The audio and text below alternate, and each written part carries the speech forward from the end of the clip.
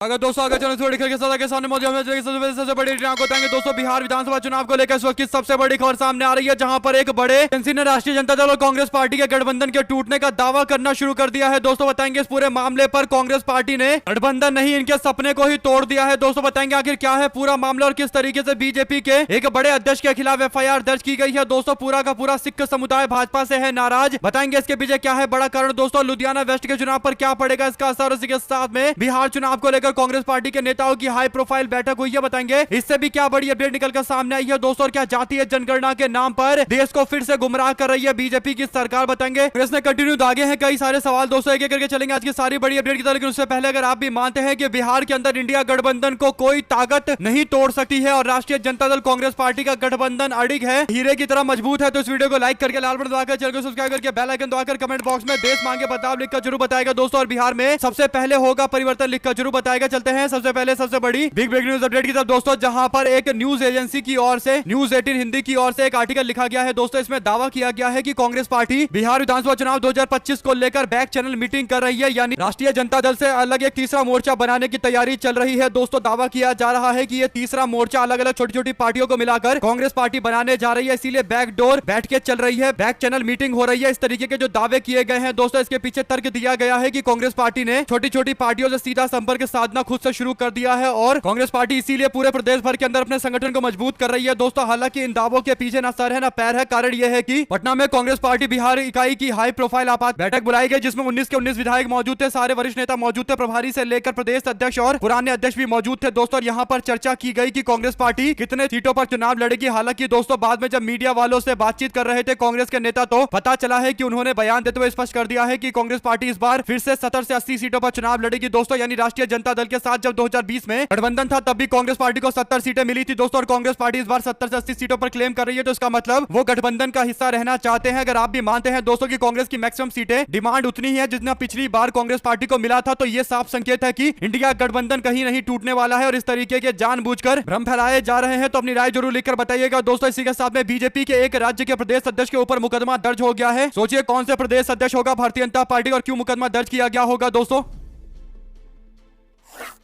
जी हाँ दोस्तों काफी इंटरेस्टिंग खबर है। ये खबर ये है कि केंद्रीय मंत्री और पश्चिम बंगाल भारतीय जनता पार्टी के प्रदेश अध्यक्ष पर एफआईआर दर्ज की गई है। दोस्तों उनके खिलाफ एफआईआर एक सिख अधिकारी के द्वारा कथित तौर पर चप्पल फेंकने और सिख समाज का अपमान करने के मामले को लेकर करवाई गई है। आपको बता दें कि बीजेपी के लोग कोलकाता के कालीघाट में प्रोटेस्ट कर रहे थे। इस दौरान भारतीय जनता पार्टी के लोगों की ओर से एक चप्पल उछाला गया और बीजेपी के प्रदेश अध्यक्ष ने यह चप्पल उछाला था, ऐसा दावा किया गया है दोस्तों। और सिख समुदाय के सदस्यों ने इस पर नाराजगी जताई है क्योंकि उसमें एक सिख अधिकारी मौजूद था जो चप्पल उनके सर पर जाकर उनके पगड़ी पर जो उनका मान सम्मान होता है उस पर जाकर लगा। दोस्तों इसके बाद केंद्रीय मंत्री ने पूरे मामले पर सफाई देना शुरू कर दिया और कहने लगे कि पेपर था वो चप्पल की तरह कटा हुआ था, यानी पेपर से चप्पल बनाया हुआ था, उसे हमने फेंक के मारा था, यानी वो चप्पल नहीं था। इस तरीके का दावा कर रहे हैं भारतीय जनता पार्टी के नेता, लेकिन पता है उनको कि वो बुरी तरीके से फंस चुके हैं। दोस्तों इस पर सिख समुदाय ने अपना जोरदार विरोध जताते हुए बीजेपी के प्रदेश अध्यक्ष और मोदी सरकार के कैबिनेट मंत्री सुकांत मजुमदार से माफी की अपील की और कहा है कि वो इस घटना को लेकर बहुत आहत है और निराश है और सिख समुदाय के सदस्यों की शिकायत के बाद बीएनएस यानी भारतीय न्याय संहिता की धारा 208 लोक सेवक के आदेशों की अवहेलना करने का अपराध, 302 जानबूझकर धार्मिक भावनाओं को ठेस पहुंचाने का मामला और 115(2) यानी स्वेच्छा से चोट पहुंचाने के अपराध से संबंधित ये मामले दर्ज किए गए हैं। दोस्तों बड़ी बात यह है कि परसों पंजाब के सबसे हाई प्रोफाइल उपचुनाव में से एक लुधियाना वेस्ट के इलेक्शन में वोट डाले जाएंगे दोस्तों, और बीजेपी पूरी ताकत का इस्तेमाल करके लुधियाना वेस्ट का चुनाव लड़ रही है। उसको लग रहा है कि लुधियाना वेस्ट के अंदर अगर वो जीत जाते हैं तो पंजाब में मैसेज जाएगा कि सिख समुदाय बीजेपी को सपोर्ट करते हैं। लेकिन इसी बीच अब ये खबर सामने आ गई है दोस्तों, तो उसके बाद सिख समुदाय के लोग इनसे लुधियाना वेस्ट के चुनाव में सवाल जरूर पूछेंगे कि आप बंगाल में सिख समुदाय के लोगों का अपमान करते हो, आपका प्रदेश अध्यक्ष ऐसा करता है और माफी तक नहीं मांगता, पूरे मामले पर मुद्दे को भटकाने की कोशिश करता है। दो शब्द जरूर लिखकर बताएगा दोस्तों। एफआईआर के बारे में आपकी जो भी राय हो लिखकर जरूर बताएगा। चलते हैं एक और बड़ी अपडेट की तरफ, जहां पर दिनों से सवाल पूछा जाता है कि कांग्रेस पार्टी किस आधार पर टिकट का बंटवारा बिहार में करेगी। दोस्तों इसे लेकर अपडेट आ गई है। जी हाँ दोस्तों खबर यह है कि तेजस्वी यादव को जो समन्वय समिति के अध्यक्ष हैं उनको पार्टी की ओर से एक रिपोर्ट देनी है और बताना है कि कौन कौन सी सीटों पर वो क्लेम करते हैं और कौन कौन से उम्मीदवार हैं उनके पास चुनाव लड़वाने के लिए। तेजस्वी यादव इसके बाद डिसाइड करेंगे कि कौन सी पार्टी को कौन सी सीट पर चुनाव लड़वाया जा सकता है, किस पार्टी को कितनी सीटें मिल सकती है। इस पूरे मामले पर अब कांग्रेस के नेता और प्रदेश के प्रभारी कृष्णा लावरू ने कहा है कि पार्टी की ओर से गाँव में चौपाल आयोजित की जा रही है, हर गाँव के अंदर ये कार्यक्रम किया जा रहा है। ऐसा इसलिए क्योंकि वहां से फीडबैक हम लोगों को चाहिए और इसके बाद जिन विधायकों ने इस बार फिर से टिकट की दावेदारी जारी की है उन्हें लेकर वापस से सर्वे करवाया जाएगा और सर्वे के आधार पर आगे डिसाइड किया जाएगा। कुल मिलाकर कांग्रेस पार्टी किसी भी तरीके का चूक नहीं करना चाहती है दोस्तों, कम से कम 2-3 तरीके से फीडबैक प्राप्त करके उनको आगे बढ़ाना चाहती है। और वैसे भी कांग्रेस अपने जिला अध्यक्षों को भी बड़ी पावर देने जा रही है दोस्तों। जैसे राहुल गांधी ने कहा था कि टिकट बंटवारे में पार्टी के जिला अध्यक्षों की बड़ी भूमिका होगी। 2 शब्द जरूर लिखकर बताइएगा। चलते हैं एक और बिग ब्रेकिंग न्यूज अपडेट की तरफ, जहां पर हमें हुई हाई प्रोफाइल बैठक के दौरान कुछ और बड़ी खबर सामने आई है दोस्तों। कांग्रेस पार्टी के प्रभारी कृष्णा अल्लावरू भी यहां पर मौजूद थे और इस दौरान कांग्रेस पार्टी के विधायक दल के नेता शकील अहमद खान को लेकर कुछ विधायकों ने शिकायत करते हुए बताया है कि वो विधायक दल की बैठक नहीं बुलाते और सांसद और पूर्व प्रदेश के अध्यक्ष डॉक्टर अखिलेश प्रसाद सिंह ने इस बात को लेकर नाराजगी जताते हुए कहा कि पार्टी के पास अपना जो बेस है, जो सवर्ण वोटों का बेस है, उसे नहीं खो सकते हैं। इस तरीके का बयान देकर उन्होंने स्पष्ट कर दिया है दोस्तों कि कांग्रेस पार्टी को सवर्ण समाज के लोगों के वोट भी चाहिए। आपकी जो भी राय हो लिखकर जरूर बताएगा। चलते हैं एक और बड़ी अपडेट की तरफ, जहां पर बीजेपी ने एक बड़ा कार्यक्रम आयोजित करके अमित शाह से बयान दिलवाया था कि कोई नेता उल जुलूल बयान नहीं देगा दोस्तों, लेकिन हो गया एक बड़ा खेला। दरअसल हुआ ये दोस्तों कि मध्य प्रदेश के पचमढ़ी के अंदर 3 दिनों का बीजेपी का प्रशिक्षण शिविर चल रहा था और इस दौरान इस शिविर में गृह मंत्री अमित शाह पहुंचे थे। पार्टी के सांसदों, विधायकों और मंत्री की मौजूदगी में उन्होंने भाषण देते हुए कहा था कि हम लोगों को सोच समझकर बोलना चाहिए और ये सुनिश्चित करना चाहिए कि हमारे बयान से पार्टी के स्टैंड पर कोई असर ना पड़े, पार्टी को नुकसान ना पहुंचे। इस बीच दोस्तों जैसे ही अमित शाह यहां से वापस लौटे, वैसे ही भारतीय जनता पार्टी के वरिष्ठ नेता दमोह बीजेपी के दिग्गज नेता ने अपने ही पार्टी के अंदर विवाद बढ़ा दिया है दोस्तों। अपने पार्टी के सांसद और मंत्री पर बयान देते हुए बीजेपी के वरिष्ठ नेता कहते हैं कि जिस जाति के वोट से जीतकर बीजेपी के मंत्री और सांसद बनकर आते हैं वे लोग हमें ही हमारी जाति को भूल जाते हैं, अपनी जाति को भूल जाते हैं। यानी जाति समाज के जिस लोगों का वोट लेकर बीजेपी के लोग बड़े बड़े पदों पर पहुंचते हैं, उसी जाति समुदाय के लोगों को भूल जाते हैं दोस्तों। उन्होंने दामोह जिले के हट्टा विधानसभा के अंदर रहने में एक नर्स द्वारा लोधी समाज के एक युवक को यात्री बस में पीटे जाने को लेकर यह मुद्दा उठाया है। आपकी क्या राय है दोस्तों, लिखकर जरूर बताएगा। अगर आप भी मानते हैं कि अमित शाह के बयानों पर अब ज्यादा कोई बीजेपी का नेता भी ध्यान नहीं देता और अमित शाह के इंस्ट्रक्शन पर बीजेपी के लोगों के मन में कहीं ना कहीं ये सवाल होता है कि दूसरों से कहते हो कि उल्टी सीधी बयानबाजी मत करो, लेकिन खुद बाबा साहब अम्बेडकर के खिलाफ विवादित बयान देकर पार्टी को नुकसान पहुंचाते हो। अगर आप भी मानते हैं दोस्तों कि अब ये सवाल तो जरूर अमित शाह से पूछे जाएंगे, इसीलिए एक तरीके से अमित शाह के आदेश का ये खंडन है दोस्तों। वहीं पर कांग्रेस के नेता राहुल गांधी समेत कई राष्ट्रीय स्वयंसेवक संघ के ऊपर सवाल खड़ा करते आए हैं दोस्तों। कांग्रेस पार्टी की विचारधारा और राष्ट्रीय स्वयंसेवक संघ की विचारधारा एकदम एक दूसरे के ऑपोजिट है दोस्तों, इसीलिए राहुल गांधी आरएसएस के सावरकर और हेडगेवार की विचारधारा के खिलाफ मोर्चा खोले रहते हैं दोस्तों। ऐसे में राहुल गांधी ने 7 अप्रैल 2025 को एक बयान गुजरात में दिया था और कहा था कि हमारे पार्टी के अंदर कुछ ऐसे लोग भी हैं जो लोग बीजेपी के साथ हाथ मिलाए हुए हैं, संघ के साथ हाथ जोड़े हुए हैं। और काफी दिलचस्प खबर सामने आई है दोस्तों।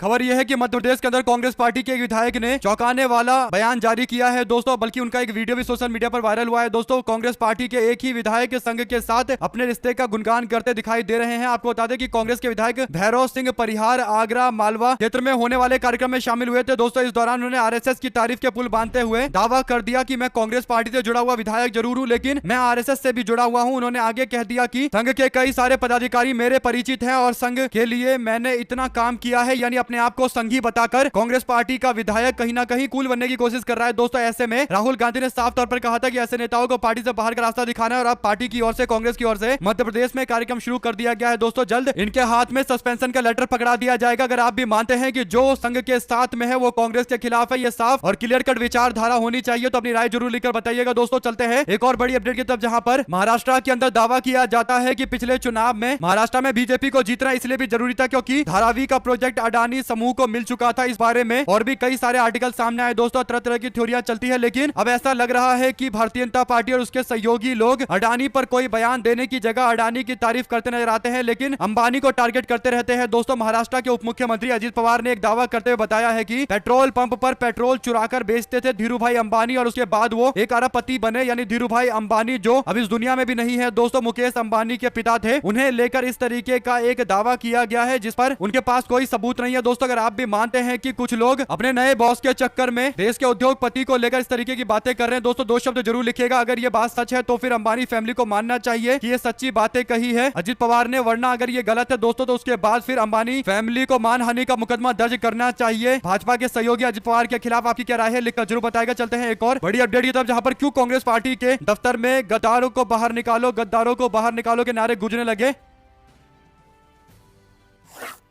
दरअसल हुआ है दोस्तों ये कि मध्य प्रदेश के अंदर कांग्रेस पार्टी के संगठन सृजन अभियान के तहत सोमवार को देवरी विधानसभा के अंदर आयोजित एक कार्यकर्ता सम्मेलन के दौरान पार्टी के एक पूर्व विधायक सुनील जैन पार्टी के दफ्तर पहुंचे। बड़े दिनों के बाद इस तरीके से पार्टी के पूर्व विधायक के आने को लेकर कार्यकर्ताओं में गुस्सा देखने को मिला। दोस्तों कार्यकर्ताओं ने गद्दारों को बाहर निकालो, गद्दारों को बाहर निकालो के नारे लगाने शुरू कर दिए, जिसके बाद माहौल काफी गर्मा गर्मी वाला हो गया। कुल मिलाकर आरोप लगता आया है कि सुनील जैन बीजेपी के साथ मिलकर कांग्रेस के खिलाफ काम करते हैं और क्योंकि वो पूर्व विधायक रहे हैं तो उनका अगर वाकई कांग्रेस पार्टी में मन लगता और कांग्रेस पार्टी के उत्थान के बारे में सोचते तो उनको बार बार पार्टी के दफ्तर आना चाहिए था, कार्यकर्ताओं से मुलाकात करनी चाहिए थी। लेकिन बड़े दिनों के बाद नजर आए तो इस बात को लेकर काफी नाराजगी है कार्यकर्ताओं में। अगर आप भी मानते हैं दोस्तों कि राहुल गांधी ने जो बयान दिया था कि हम लोग किसी गद्दार को अपनी पार्टी में नहीं चाहते, उसके बाद अब कार्यकर्ताओं ने जिम्मेदारी संभाल ली है कि उन नेताओं की पहचान की जाए जो लोग पार्टी के लिए केवल टिकट मांगने आ जाते हैं और काम धंधा जब करना होता है, जब पार्टी की एक्टिविटी में इन्वॉल्व होना होता है तो घर में बैठकर चद्दर ओढ़कर सो जाते हैं। साथ साथ बिहार की राजनीति में एक बार फिर से राजनीतिक बदलाव देखने को मिल रहा है। दोस्तों खबर यह है कि अति पिछड़ा वर्ग से आने वाले मंगनी लाल मंडल को औपचारिक तौर पर राष्ट्रीय जनता दल का प्रदेश अध्यक्ष चुन लिया गया है। दोस्तों दो शब्द जरूर लिखकर बताइएगा, प्रियंका गांधी से क्यों डरती है भारतीय जनता पार्टी से लेकर भी एक बड़ी अपडेट सामने आई है। दोस्तों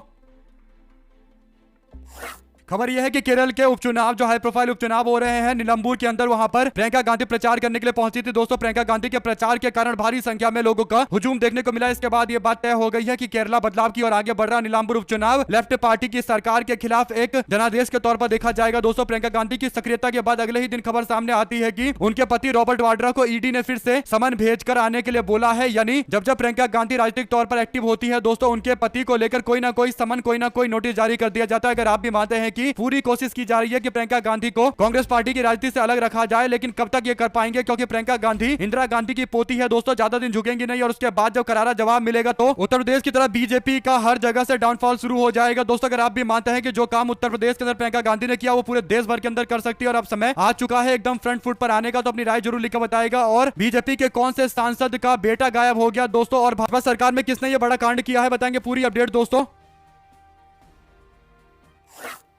दरअसल खबर यह है कि बिहार के अंदर मधुबनी के बीजेपी के सांसद डॉक्टर अशोक यादव का बेटा उनके बंगाली टोला स्थित आवास से लापता हो गया। दोस्तों रविवार को 15 जून को सुबह मधुबनी के सांसद के द्वारा लहरिया सराय के अंदर एक थाने में जाकर उनके पुत्र के लापता होने की रिपोर्ट दर्ज करवाई गई है। नीतीश की सरकार में इस तरीके से एक सांसद के बेटे का लापता हो जाना, वो भी बीजेपी के वरिष्ठ नेता हुकुमदेव नारायण का पोता। दोस्तों इसके बाद हड़कंप मच गया पूरे बिहार के अंदर और खबर यह सामने आ रही है कि आनंद फानन में पुलिस की ओर से पूरे मामले पर कार्रवाई की गई और 36 घंटे के बाद पता चला कि सांसद का बेटा और बीजेपी के वरिष्ठ नेता का पोता किसी पार्क में मिला है। इसके बाद इस पूरे मामले पर छानबीन की जा रही है। दोस्तों जो भी जानकारी आएगी आप लगातार पहुंचाते रहेंगे। चलते हैं एक और बड़ी अपडेट की तरफ, जहां पर शिवसेना यूबीटी उद्धव ठाकरे ने बीएमसी के चुनाव को लेकर तैयारियों की समीक्षा करनी शुरू कर दी है। दोस्तों असल खबर यह है कि बीएमसी इलेक्शन के मद्देनजर अपने अपने वार्ड में कम से कम 300 घरों तक जाकर मतदाताओं से सीधा संपर्क साधने के लिए शिवसेना के नेताओं से बोल रहे हैं उद्धव ठाकरे। सभी शाखा प्रमुखों को तत्काल प्रभाव से बूथ स्तर पर संरचना को मजबूत करने और स्थानीय कार्यकर्ताओं को सक्रिय करने और हर क्षेत्र के संगठन को मजबूत करने के लिए बोला जा रहा है। कुल मिलाकर बीएमसी में अगर उद्धव ठाकरे की पार्टी नहीं जीतती है दोस्तों तो पार्टी का अस्तित्व भी खतरे में आ जाएगा। अगर आप भी मानते हैं कि ये इलेक्शन तो इनको जीतना ही पड़ेगा और जिस तरीके के हालात अब ये भी नजर नहीं आ रहा कि एमएनएस पार्टी के साथ कोई गठबंधन हो पाएगा, ऐसे में उद्धव ठाकरे कौन सी स्ट्रेटजी पर आगे काम करेंगे, बताएंगे पूरी अपडेट दोस्तों। वहीं पर कैसे बीजेपी चंद्रशेखर आजाद समाज पार्टी के नेता को बदनाम करने की कोशिश कर रही है, एक बड़ी अपडेट सामने आई है दोस्तों। दरअसल खबर यह है कि बीजेपी और आरएसएस वालों पर गंभीर आरोप लगाते हुए सोशल मीडिया के माध्यम से एक जानकारी देते हुए बताया गया है कि बीजेपी और आरएसएस ने अगले 500 साल तक राज करने का एजेंडा तैयार कर लिया है। इस एजेंडे के तहत यादव बनाम ओबीसी जाति किया गया, जाटव बनाम एससी जाति किया गया, यादव बनाम जाटव किया गया, अब जाटव बनाम वाल्मीकि किया जा रहा है ताकि ओबीसी और दलित वोटों की मजबूत गोलबंदी को तोड़कर उनकी राजनीतिक ताकत को कमजोर किया जाए। दावा यह है दोस्तों की रोहिणी घावरी जो वाल्मीकि समाज से आती है, उन्होंने जाटव समाज से आने वाले आजाद समाज पार्टी के नेता चंद्रशेखर आजाद को लेकर एक दावा किया है। रोहिणी घावरी ने एक इंटरव्यू में दावा करते हुए कहा है कि चंद्रशेखर को 50,000 रुपए का गिफ्ट दिया, बदले में चंद्रशेखर ने उसे फूल भी नहीं दिया। समाज को इसकी पुरानी कहानी सुनकर क्या मिलेगा, निजी रिश्ते बनते बिगड़ते हैं। रोहिणी घावरी को समस्या है तो उनको न्यायपालिका का रास्ता अपनाना चाहिए। बात एकदम सही बोली गई है दोस्तों। अगर आप भी मानते हैं कि चुनाव के बीच बीच में इस तरीके के बयान आते रहेंगे और कहीं ना कहीं चंद्रशेखर आजाद को परेशान करने के लिए, उनको बदनाम करने के लिए एक नया तरीका ढूंढा गया है, वरना अब तक आरोप लगाने वाली महिला को कोर्ट का दरवाजा खटखटाना चाहिए था और इस पर जांच करवा लेनी चाहिए थी। अगर आप भी मानते हैं कि ये पूरी तरीके से उनकी इमेज को खराब करने, उनकी राजनीति को खराब करने और खासकर दलित और उसमें भी दोस्तों जाटव और वाल्मीकि समाज के बीच की एकता को तोड़ने के लिए किया जा रहा है, क्या आप इस थ्योरी का समर्थन करते हैं, इस बात का समर्थन करते हैं? लिखकर जरूर बताएगा यस वी सपोर्ट। वहीं दोस्तों कांग्रेस पार्टी बिहार के अंदर भारतीय जनता पार्टी से 10 कदम आगे चल रही है। कांग्रेस पार्टी ने बहुत दिन पहले ही अपना वॉर रूम बना दिया था और कई सारे नेताओं को नियुक्त कर दिया था और पार्टी के लोग अभी भी स्थानीय स्तर पर कई सारे प्रचार कर रहे हैं दोस्तों, लेकिन बीजेपी को अब होश आया है, अब जाकर भारतीय जनता पार्टी ने अपना वॉर रूम बनाया है। दोस्तों चलते हैं एक और बड़ी अपडेट की तरफ, जहां एक बार फिर से परिवारवाद को एक्सपोज किया है राष्ट्रीय जनता दल ने। बताएंगे नीतीश कुमार कैसे परिवारवाद को आगे कर रहे हैं दोस्तों। दरअसल हुआ यह है कि जनता दल यूनाइटेड के कार्यकारी अध्यक्ष श्री संजय झा के द्वारा उनकी 2 सुपुत्रियों यानी उनकी बेटियों को सुप्रीम कोर्ट में एक ही दिन में ग्रुप ए पैनल काउंसिल बनवा दिया गया है दोस्तों, और जिन्हें कोई विशेष कार्य का अनुभव भी नहीं है। राष्ट्रीय जनता दल ने आगे जानकारी देते हुए कहा कि जेडीयू के कितने दलित पिछड़े, अति पिछड़े नेताओं, सांसदों, मंत्री अथवा कार्यकर्ताओं के बेटे बेटियों को विशेष अधिकार प्राप्त है कि एक ही दिन के अंदर बिना अनुभव के ये उपलब्धि वो लोग प्राप्त कर ले, लेकिन पिछड़े, अति पिछड़े और दलित इसलिए ही तो वंचित ठहरे, ये सवाल पूछा गया है दोस्तों। इसके बाद आगे बोला जाता है कि दलितों, पिछड़ों, अति पिछड़ों की मेरिट, प्रतिभा, हक और अधिकार को कैसे छीनकर भी कुछ लोग बेशर्मी से जन्मजात श्रेष्ठ और मेरिटधारी बने रहने का स्वांग रचते हैं। इसका क्लासिक उदाहरण है, यानी दोस्तों government of India, ministry of law and justice, department of legal affair की ओर से यह जानकारी दी गई है दोस्तों। और यही भारतीय जनता पार्टी और जनता दल यूनाइटेड का बिहार चुनाव को लेकर मैनेजमेंट है दोस्तों। बिहार में एक के बाद एक आयोग बन रहे हैं, जिसका नाम भी आपने कभी नहीं सुना होगा। उस तरीके का आयोग बना बनाकर परिवार में बांटा जा रहा है। और दूसरी ओर ये भी एक खबर सामने आ रही है दोस्तों, 2 शब्द जरूर लिख के बताएगा अगर आप भी मानते हैं कि नीतीश कुमार जो पहले सामाजिक न्याय के चेहरे के तौर पर जाने जाते थे, आज उनका वो चेहरा पूरी तरीके से हट चुका है, लोगों को उनकी हकीकत पता चल चुकी है। तो अपनी राय जरूर लिख के बताइएगा दोस्तों, 2 शब्द जरूर लिखिएगा दोस्तों। और एक और राज्य के अंदर बीजेपी वाले बुलडोजर चलवाने लगे हैं, जिस पर कांग्रेस के पूर्व मुख्यमंत्री ने नाराजगी जताई है। बताएंगे क्या है पूरी खबर दोस्तों।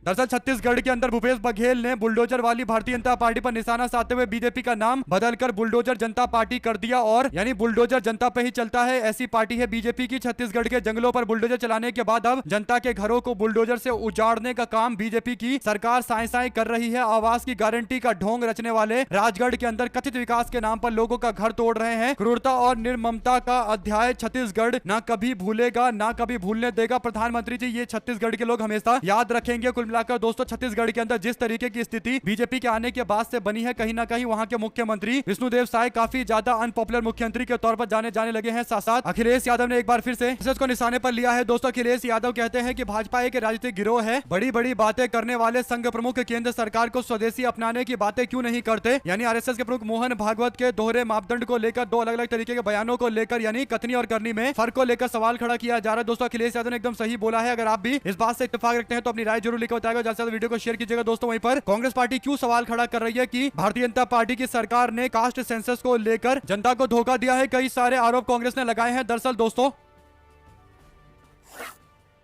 खबर यह है कि कांग्रेस पार्टी ने बीजेपी सरकार के द्वारा कास्ट सेंसस को लेकर जो नोटिफिकेशन आया है उस पर सवाल खड़े करते हुए कहा है कि बीजेपी की सरकार कास्ट सेंसस को लेकर यू टर्न ले रही है। उन्होंने कहा कि मोदी सरकार क्या आरएसएस के प्रेशर में कास्ट सेंसस यानी जातीय जनगणना कराने से पीछे हट रही है। मोदी सरकार ने जनगणना को लेकर नोटिफिकेशन जारी किया है, लेकिन उसमें कहीं भी जातीय जनगणना की बात नहीं की गई है। और मोदी सरकार क्या अपनी प्रॉमिस, अपने वादे को तोड़ रही है। तीसरा सवाल पूछा गया कि नरेंद्र मोदी और भारतीय जनता पार्टी देश की लगभग 90% आबादी के साथ धोखा कर रही है। कास्ट सेंसस को लेकर कांग्रेस पार्टी के नेता राहुल गांधी ने कई बार सवाल खड़े किए दोस्तों, जिसके बाद बीजेपी बैकफुट पर गई और भारतीय जनता पार्टी ने 30 अप्रैल को कहा कि हम लोग कास्ट सेंसस कराएंगे। हालांकि अब सवाल पूछा जा रहा है कि कास्ट सेंसस बीजेपी कराने का जो वादा करके आई है, तो ये वादा कब निभाया जाएगा। जब सेंसस का ऐलान कर दिया गया है, जनगणना कब कराया जाएगा, नोटिफिकेशन जारी कर दिया गया है, तो उसमें ये बात मेंशन क्यों नहीं की गई कि कास्ट सेंसस भी लगे हाथ कराया जाएगा। गंभीर सवाल जरूर खड़े होते हैं। आप लोगों की जो भी राय हो लिखकर जरूर बताएगा, ज्यादा से ज्यादा वीडियो को शेयर कीजिएगा दोस्तों। वहीं पर बिहार में विधानसभा चुनाव के लिए बीजेपी पहले हरियाणा और देश के अन्य राज्यों पर फोकस कर रही थी दोस्तों, प्रवासियों पर फोकस कर रही थी, लेकिन अब बीजेपी इंटरनेशनल भी प्लान बना रही है। दरअसल खबर कुछ इस प्रकार है, जहां पर